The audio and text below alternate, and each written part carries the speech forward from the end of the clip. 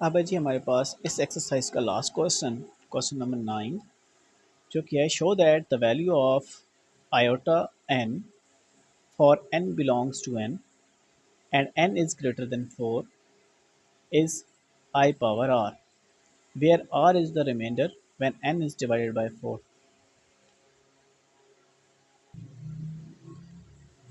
क्या कह रहा है, कहते हैं आप शो करें the value of I power n, कि आयोटा है उसकी कोई भी एक पावर n है, और ये जो n इसकी पावर है ये बिलोंग करती है नेचुरल नंबर से, और जो n की वैल्यू है वो 4 से बड़ी है, और इसका कोई भी एक आंसर है जो कि है iota power r, where r is the remainder, कि r रिमाइंडर है जब भी n को डिवाइड किया जाता है 4 से।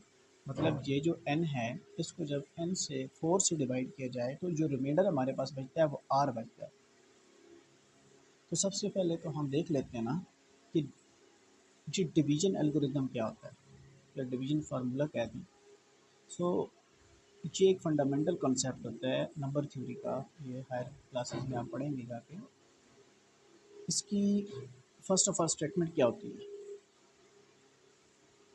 ये कॉन्सेप्ट बहुत ज़रूरी है। इसकी कौन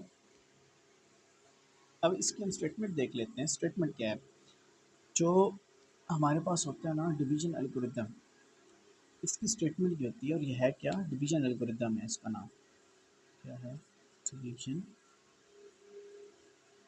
एल्गोरिदम। ये बेसिकली क्या बोलता है, फॉर एनी इंटीजर, किसी भी इंटीजर के लिए A and B with B is greater than 0, B 0 से बड़ा होना चाहिए, देयर एग्जिस्ट, मैथ्स में कुछ सिंबल होते हैं और ये सिंबल है देयर एग्जिस्ट का, a unique integer Q and R, Q होता है कोशेंट, आर होता है remainder, such that A is equal to B Q plus R. अब ये क्या लिखा हुआ है, बी क्यू प्लस आर क्या है, देखिए ए वो वाला नंबर है, द नंबर बीइंग डिवाइडेड, ए वो वाला नंबर है जिसको हमने डिवाइड करना है, और बी हमारे पास वो वाला नंबर है जिस पर हम उस चीज़ को डिवाइड कर रहे हों, ठीक है। और क्यू हमारे पास होता है क्वोशंट, और आर होता है हमारे पास रिमाइंडर। इसकी सिंपल एग्जांपल देख लेते हैं। फॉर एग्जांपल, अगर हम हमारे पास है एक number 17,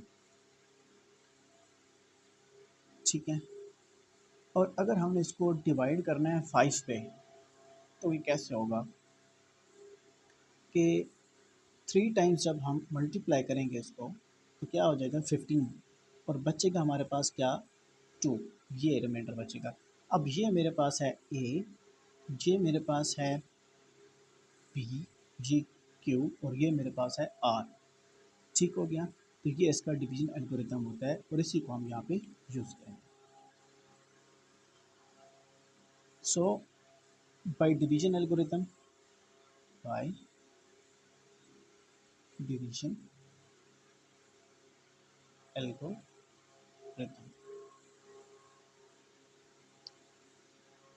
A is equal to p q plus R.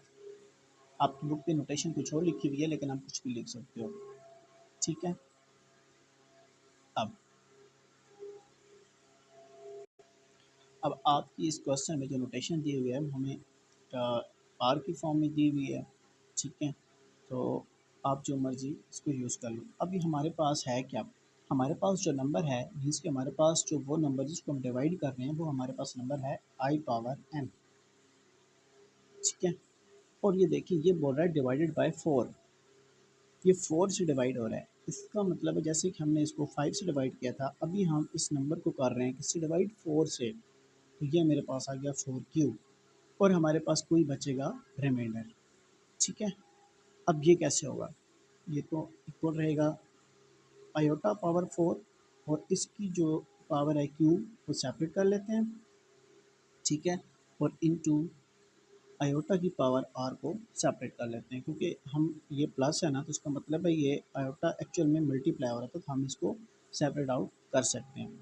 अब यहाँ पे ये है आयोटा की पावर 4, तो हम पीछे देख चुके हैं आयोटा की जो स्क्वायर होता है वो होता है -1, और आयोटा की जो 4 होगी वो होगी 1, क्योंकि अगर दोनों तरफ स्क्वायर लें तो ये -1 कैंसिल हो जाएगा। तो इसका मतलब है आयोटा की पावर 4 की जगह मैं यहाँ पे लिख सकता हूँ 1 Q into iota power R. अब 1 पावर क्यू ठीक हो जाएगा, मतलब 1 की कोई भी एक पावर है क्यू, वो हमें नहीं पता, तो ये किसकी इक्वल हो जाएगा, आयोटा पावर आर। ठीक हो गया। इसका मतलब है कि हमारे पास प्रूफ होगा iota power N is equal to iota R, hence proof. अगर ये आपको समझ नहीं है तो मुझे कमेंट्स में बता दीजिएगा, मैं आपको ये अगेन क्लियर कर दूँगा।